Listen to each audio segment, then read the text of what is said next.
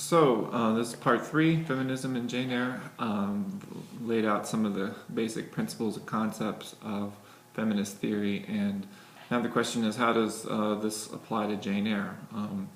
Is Charlotte Bronte trying to expose some of the things that feminists are talking about, such as the way that the patriarchal system is set up to keep women on the margins, to control female sexuality, to, in a sense, dehumanize the fullness of women and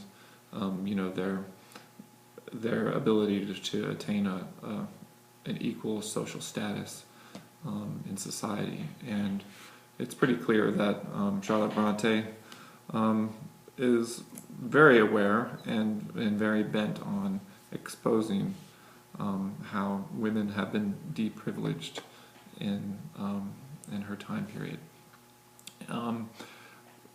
So what are some examples? Well, I'm just going to point you in a number of directions, and you can follow up on these. I encourage you to, if in your writing or any papers, essay prompts that come up, perhaps on the test, we can talk more about this, but some things that are good to look at are Jane's relationship with food and how that relates to the patriarchal structure of dominance and control. You'll remember that one of the first things in Lowood that we see is how poor the food is. The porridge is burnt. The girls are basically starving.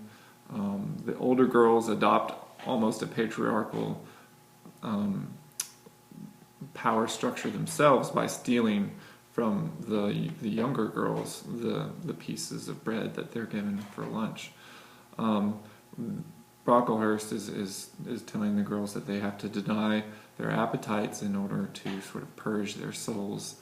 Along with those appetites, are the pleasures of the flesh, or any other kind of normal human form of entertainment, or anything that is fun. For example, in Brocklehurst's eye is taking away the focus on purifying the soul. So through suffering, through denying oneself, one's humanness, one then becomes more pure in the eyes of God.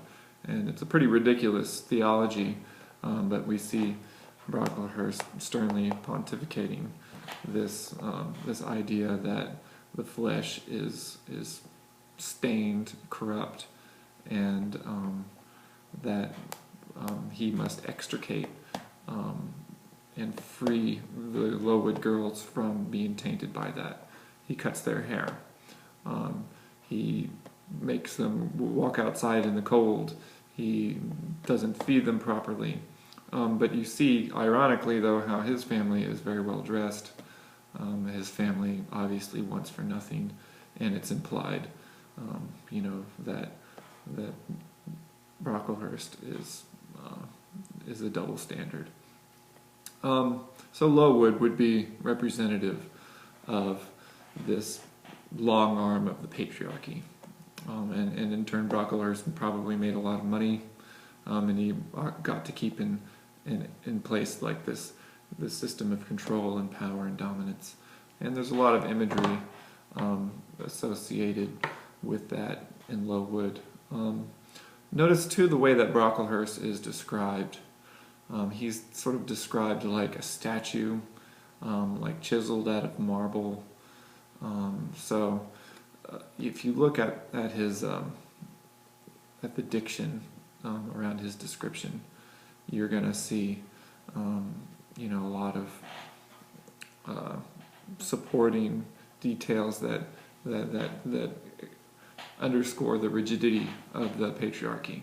He's described as a black marble clergyman, and then he goes on to talk about how his mission is to mortify these girls, the lusts of the flesh, and saying that they're not to conform to nature. He